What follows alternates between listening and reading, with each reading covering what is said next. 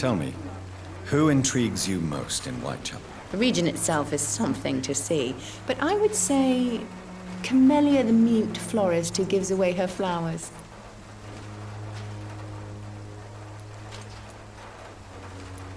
What do you think of the locals? Most of them are afraid or desperate. They all come to me eventually for my remedy. Is there anyone I should avoid? Cadogan Bates, without a doubt. The bloody bastard remorselessly exploits poor migrants as soon as they get here.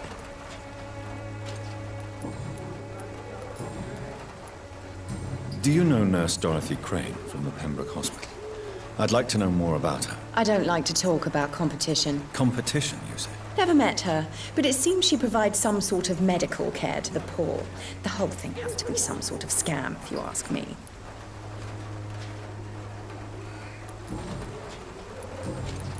Goodbye, Miss Swanborough.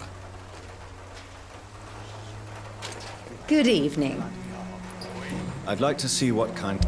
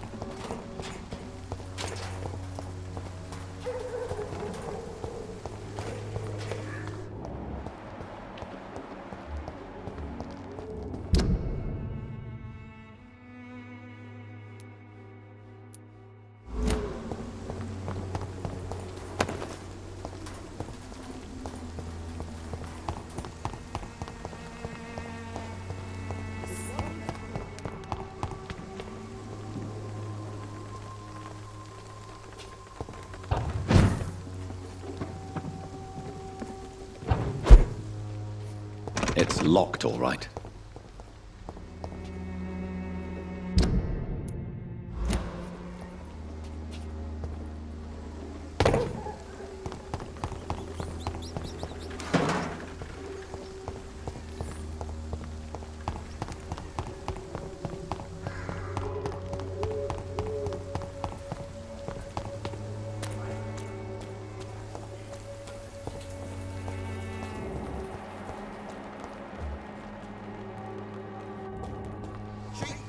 Good quality.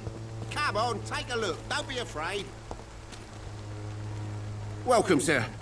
Please, take a browse of my wares. I am Dr. Reed. I would like to ask you a few questions, if you don't mind. Doctor? Interesting. I'm Barrett Lewis. Usually I don't have time to waste with talk, but at this hour of the night I can hardly refuse. Have you heard of a nurse called Dorothy Crane? Nurse Crane? So the bitch really is a nurse, then? Always thought she was just some crafty foreigner, that one.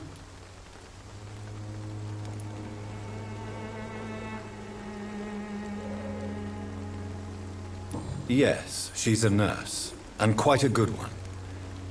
What did she do to gain such notoriety? Dorothy Crane ain't even a real name. Something like Dorothea Craniu. Something like that. Came to England fleeing the war, I was told. That doesn't explain why she irritates you so much. Your precious Nurse Crane gives away medical supplies and prescriptions for free. I offered to sell it for a fair cut, but no. Miss Crane wanted to play the quiet saint.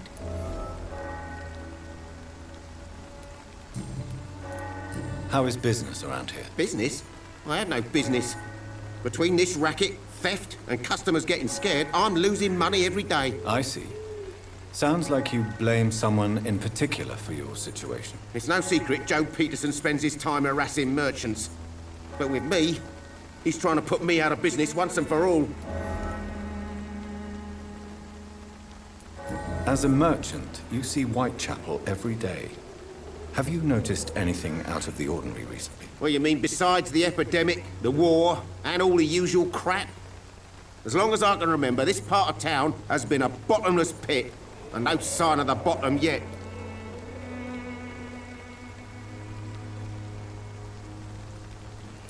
Have you been hurt? No, but that's only because I ran like hell. Those men were raving lunatics, I tell you. Not even able to speak anymore, just screaming. Violence is increasing in the borough. Yeah. A few nights ago, some blokes jumped me. Came out of one of the condemned workshops. Fever, madness, something like that. Where did this happen? Why did you go there? In the closed workshops nearby. I worked there as an apprentice in better days. Now I only go to find trinkets or tools. Too bad I was mugged, though. There was good money in that little box of loot I lost.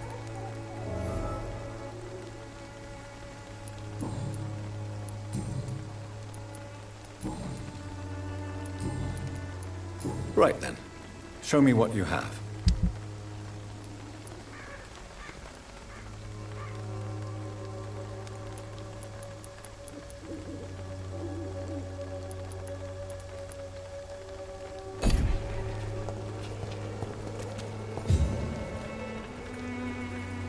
Excuse me, sir.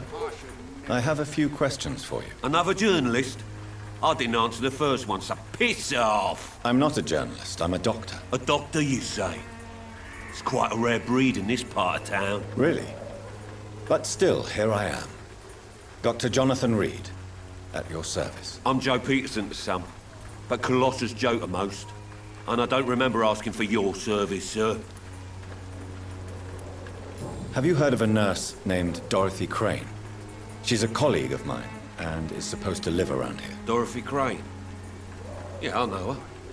One of the few good souls who dare to help the sick around here. Could you please tell me more about her? She's a nice girl. Tries to help the migrants. I offered to give her a hand, but she said my reputation would attract too much attention. According to you, physicians are scarce in this part of town. Why is that? Not familiar with this neighborhood, are you? I guess your fancy colleagues are too afraid of being stabbed in the back. This part of town does have quite a reputation. Would you say it's justified? Totally. Look at me, for instance. I always look my opponent in the eye before knocking him out.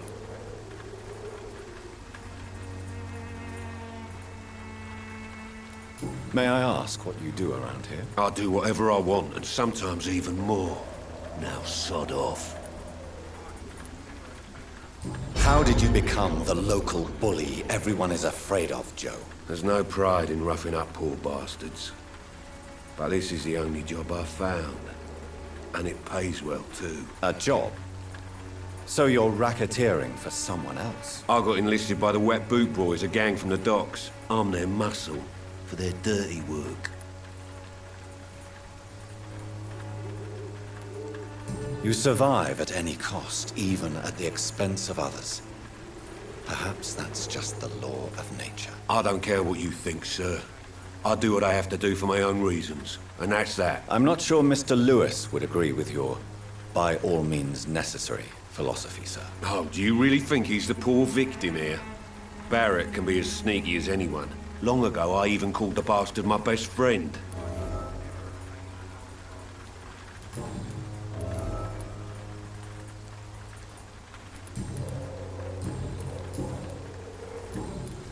Goodbye, Mr. Peterson.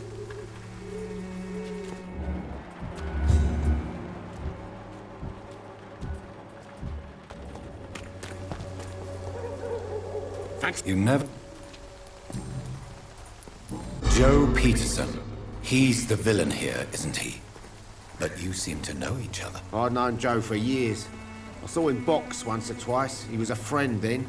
But these days, he's just another thug. What can you tell me about Mr. Peterson?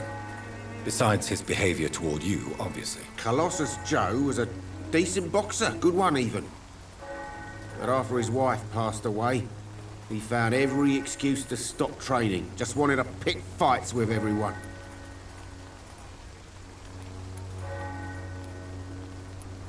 It's never easy to find a new path in life. especially after the loss of a loved one. But crime is certainly not the best option. We've all had some rough times, ain't we? But most of us don't use our fists to see us through. And no one has ever stood up to this thug. Nobody would be fool enough to stand against the wet boot boy.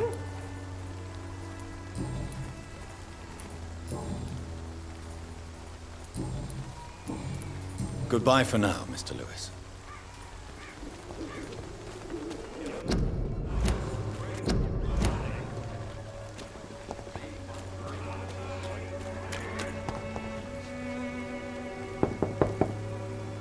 Hello, young man.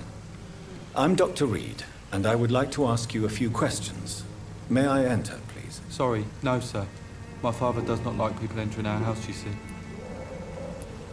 Your father is worried about you, boy. He asked me to look for you. So my father actually worries about me then? Okay then. Come on in. I'm Harry, by the way. Is there only pain and suffering in this world?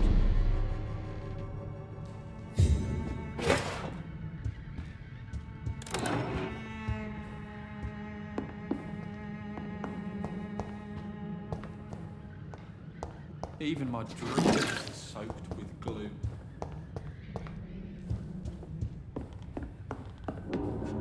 So, may I ask you a few questions? I'm not bothered. What could be worse? Do you know Nurse Dorothy Crane from the Pembroke Hospital? I'd like to know more about her. Yes, I know her. She came here to examine me when I was very sick.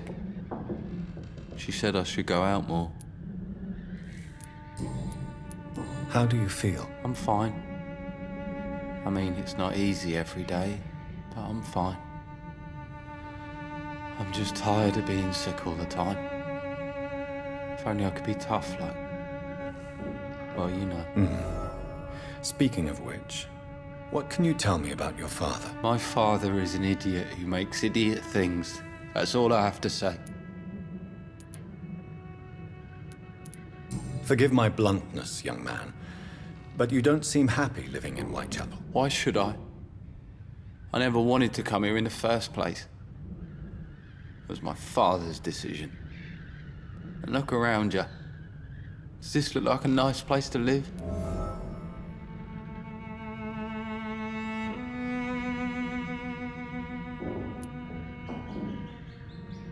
I'm sure your father did his best when he found this house. Times are tough for everyone, young man. That's exactly what my father says. Harry, you should be grateful for what you've got. But I wasn't even consulted when we moved here. If life here is so terrible for you, why don't you just leave this place? Have you ever spoken to your father about it? I don't go outside. It terrifies me so. I went outside once without my father noticing and I saw terrible things. Bloody and frightening things. So that's why you stay at home all day?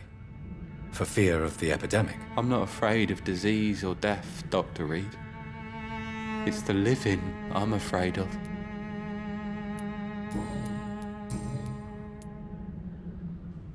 Your father and Mr. Lewis used to be good friends. What happened, Harry? I was young then. I don't remember Mr. Lewis ever coming back again after my mother died. Or was it after my father started bullying him? I don't know. Have you tried speaking to Mr. Lewis about it? I don't go out often, but yes. And he scolded me and told me to leave him alone. I guess my father frightens him too much. But you are not responsible for your father's actions. Am I not? Dad always says that he joined that gang for my safety. So if I wasn't born, people wouldn't be worrying about Colossus Joe.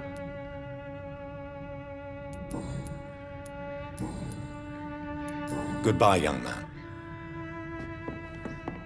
Even my dreams are soaked with gloom.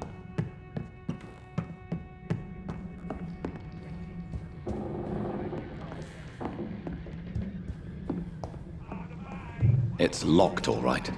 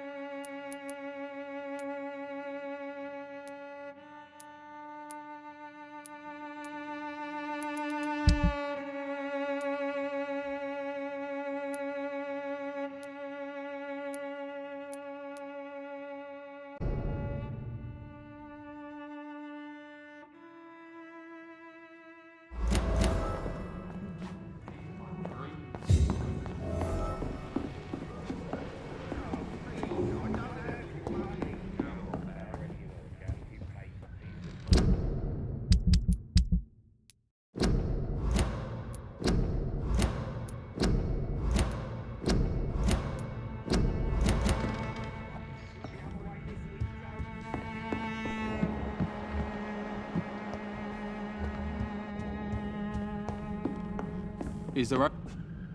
So, I'm not bothered. do you need any medical help, young man? Yes, I do. I feel so tired. I don't know if it's the epidemic, but everything seems so hard. You'll feel better with this. But you need to get a grip, young man.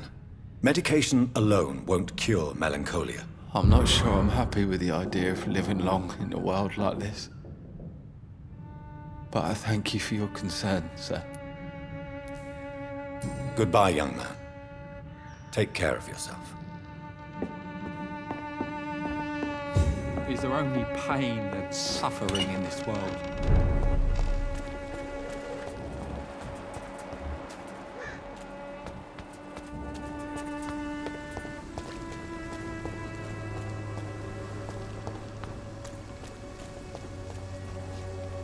Forgive my interruption. Do not apologize, my son. Father Tobias Whitaker is always happy to teach mortals about the incoming Armageddon. I am Dr. Jonathan Reed, and I just have a few questions. A scientist? You are much more lost than I thought, my son. Do you know Nurse Dorothy Crane from the Pembroke Hospital? I'd like to know more about her. I don't like the liberal ideas of nurses, but I especially abhor that Nurse Crane you mentioned.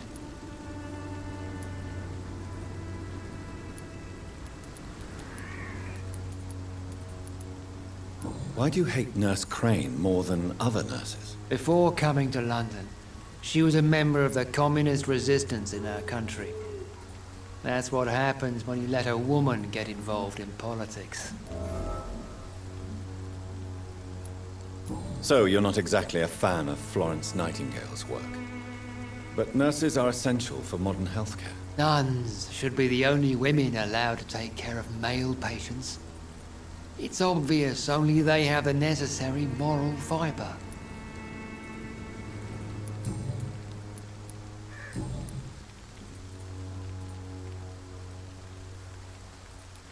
What do you mean when you say that I am more lost than you thought? All scientists are entangled in a world of causes and consequences, and most of them can't see the plain truth. Quite a judgmental opinion, if you ask me. But what do I know?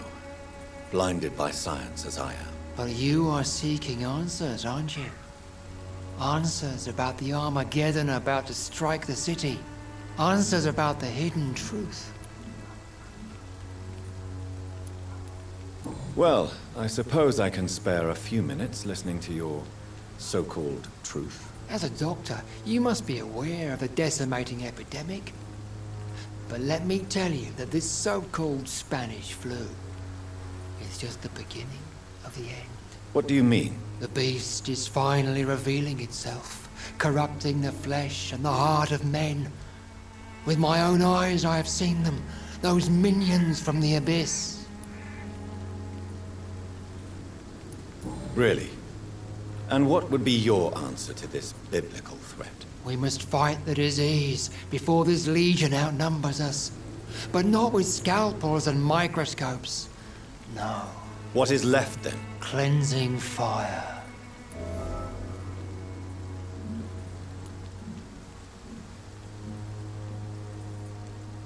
Tell me, Tobias, what exactly is your plan concerning the cleansing of this city? God will recognize his own. More than once this city has risen from the ashes, hardened and purified by the flames.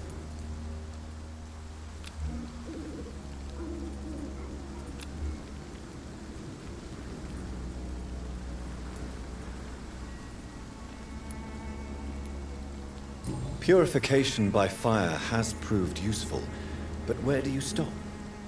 Burn the clothes? The buildings? The corpses?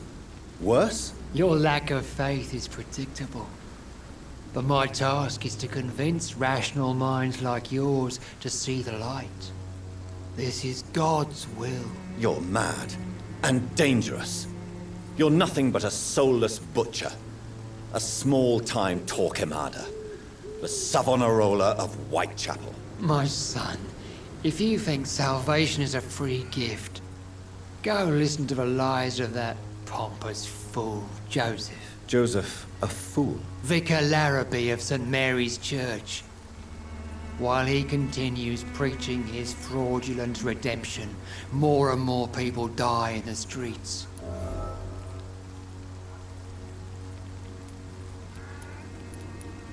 What do you mean when you... All scientists are entangled in a world of... Quite a judgmental opinion, if... But you...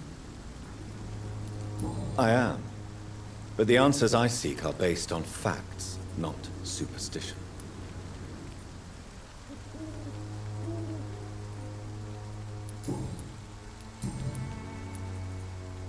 Have you any friends?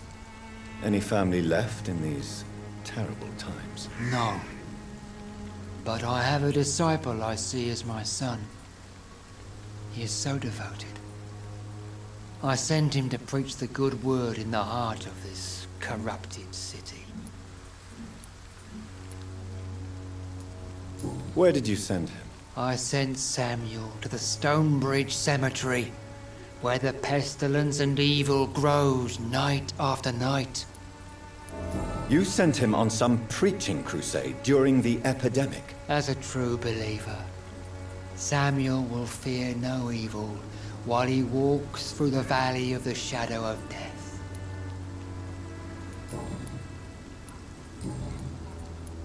I have heard enough for tonight.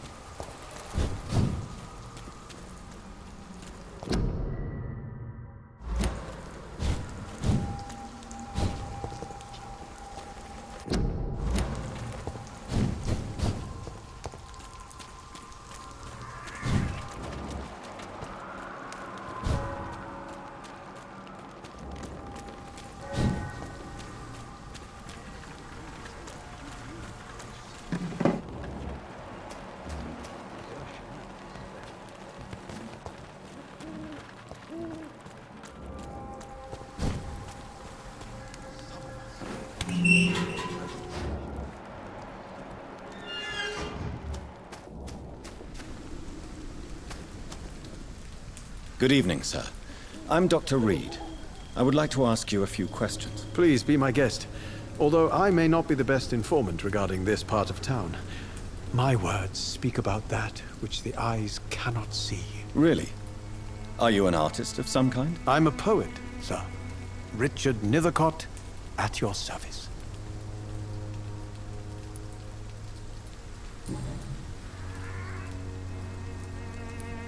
Are you aware that your life could be in danger in this part of town? But this is where I must be to feel the real beat of the city. I had to come, see it for myself, alone.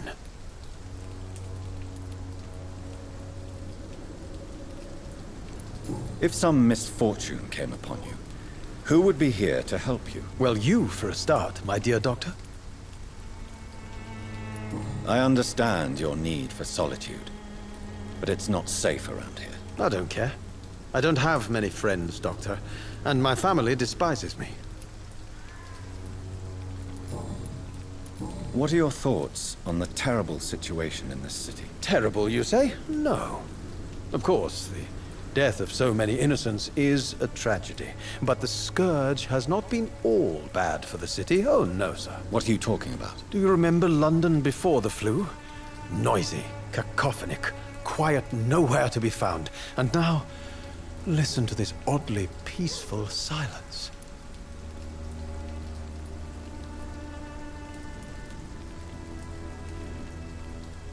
Peaceful?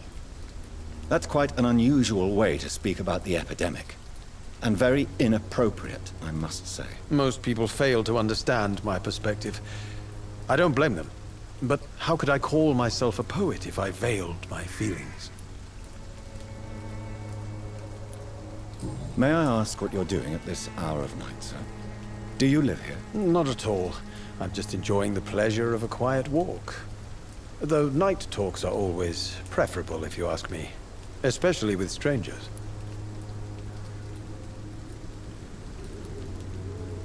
But are you not afraid of the epidemic? Oh, why should I? I see some equity in the Spanish flu. No flesh should be saved, say the scriptures. Good or evil, rich or poor, all are equal in the eyes of the flu. If you say so. But as a physician in a time of epidemic, I must caution you to avoid unnecessary exposure, sir. Thank you, Doctor. But we both know the seeker of truth has to go boldly where the weak dare not.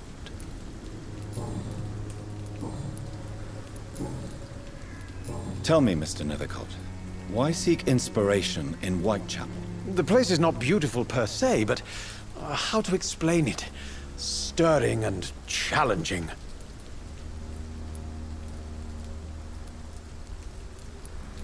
In what way, exactly? The struggle by gaslight, the barren smiles and the added hunger under the rain. If you say so. Such vibrant antagonism and vivid paradox, the stripped humanity raged across each street.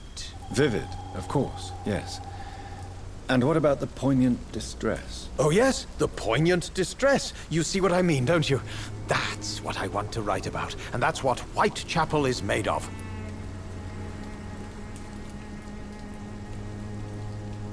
Do you not think it a little morbid? On the contrary, sir.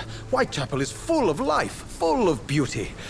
Just like my dear muse, the wonderful Camellia. What can you tell me about Camellia? Not much. And that's the beauty of it. She can't speak, you know. She's a locked mystery who exhales kindness and sweetness.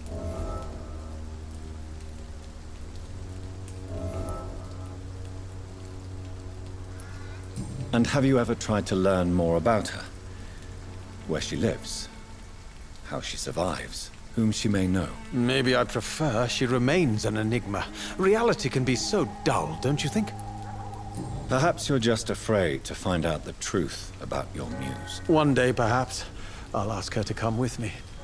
But will she still be my wild flower of Whitechapel if she moves uptown?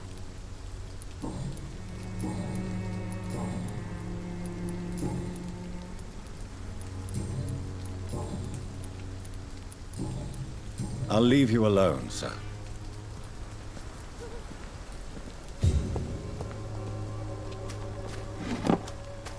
Oh, Camellia, the flower of Whitechapel, an angel made flesh, I tell you.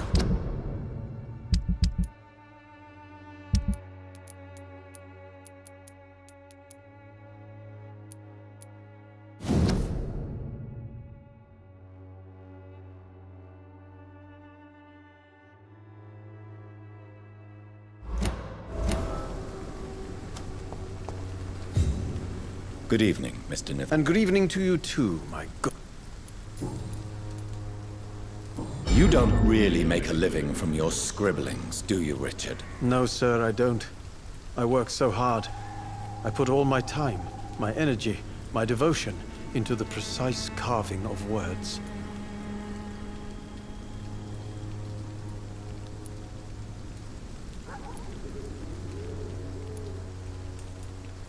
Still, you don't seem to suffer from poverty. With thanks to my parents, actually.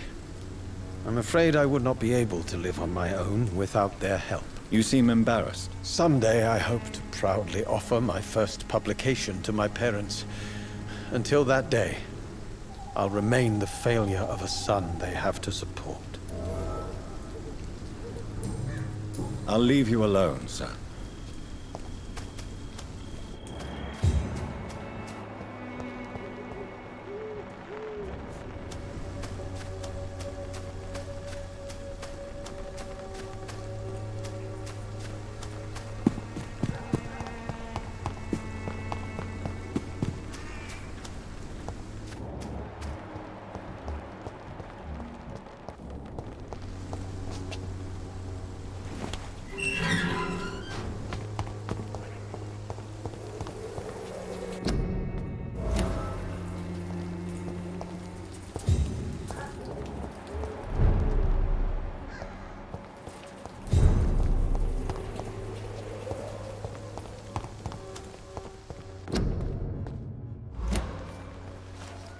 Good evening, miss. I'm Dr. Reed. I'd like to ask you a few questions. I know what you're thinking. A tall stranger who meets a girl in the street at night. It reeks of the penny dreadfuls. But I mean you no harm, truly.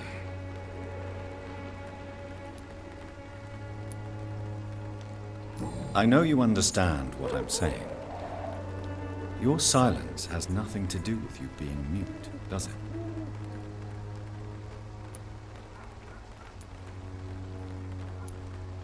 Tell me about Richard Nethercott.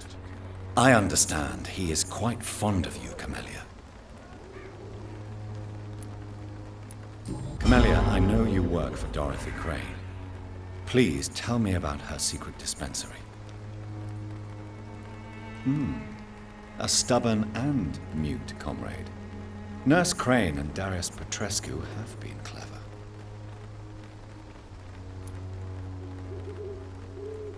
Very well. Goodbye then.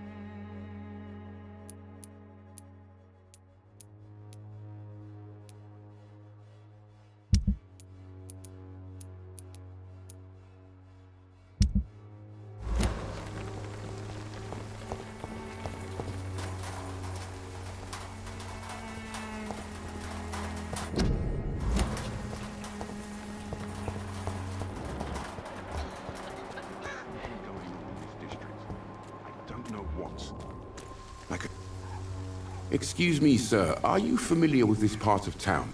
Name's Clayton Darby, reporter. Sorry, I'm new to Whitechapel. But perhaps you could help me since you're a journalist. My name is Jonathan Reed. Dr. Reed, the famous surgeon. I'll gladly help if I'm able, sir.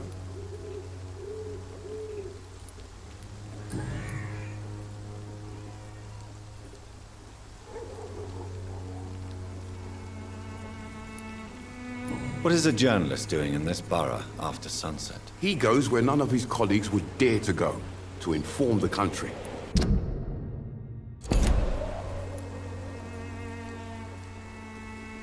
So you risk your life to reveal the truth.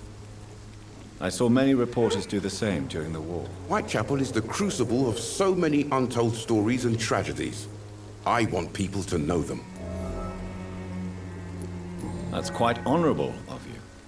But is the public interested? Not at all, sir. And that's why I'm an independent journalist, hoping to sell some stories.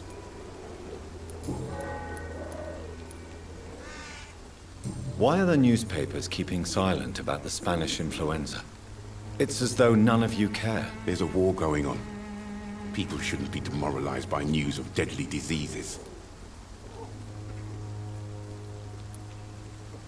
I served in France. Our top priority must be to put an end to this butchery. This war must stop now. Sir, streets are a battlefield too.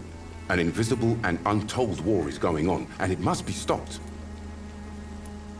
Have you any idea of the danger you face in these streets at night? I've had to run and hide more than once from frenzied mobs incensed by the fever. Do you think the flu is really responsible for this, Doctor?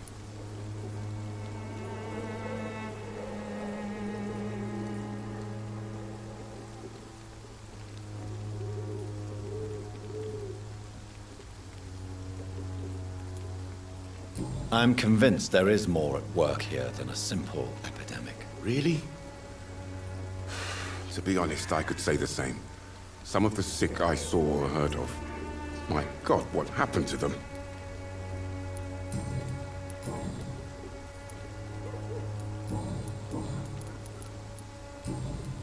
Goodbye, Mr. Darby. Farewell.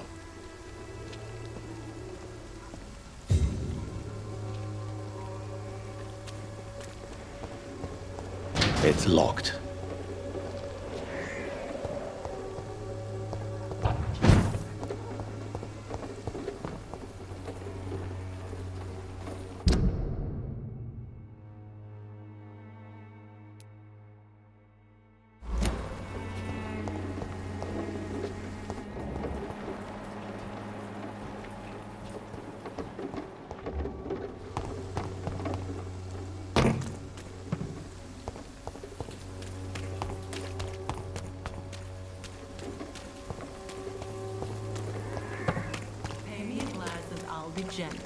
Pay me a bottle and I'll be nasty.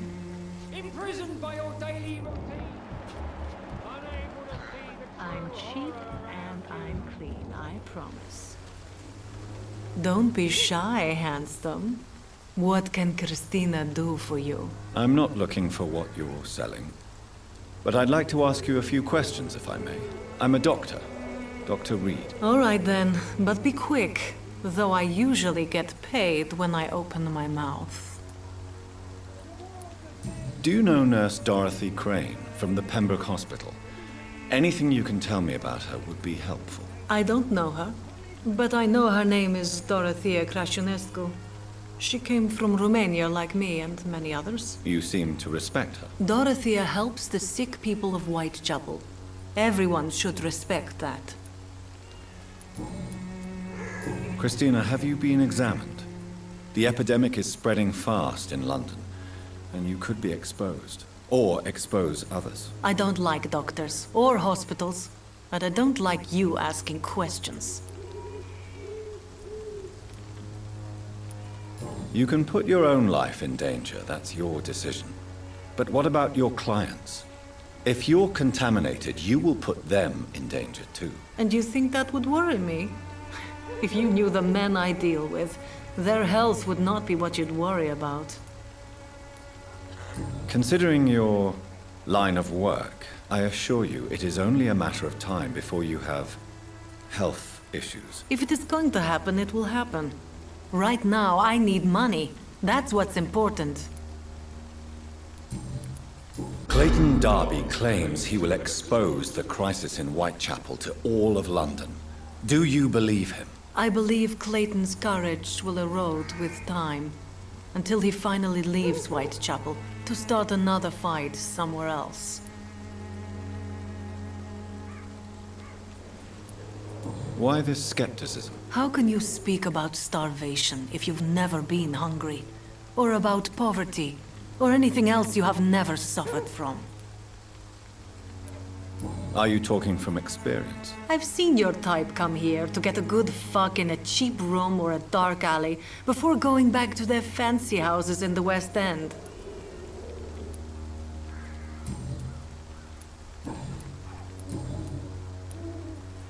Tell me about yourself. Are you joking with me? People don't usually come to see me for conversation. I have no interest in your work. I am, however, curious as to what led you into this career. Short story. The war, exile, and England. This country is not especially welcoming. I've been refused many jobs because of where I am from. I had few options left.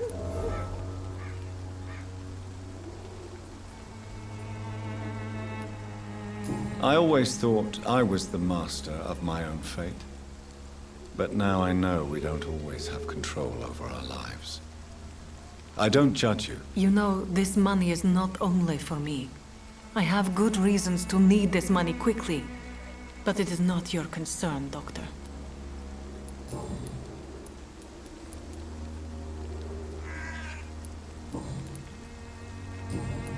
Goodbye, miss. Take care of yourself as best you can.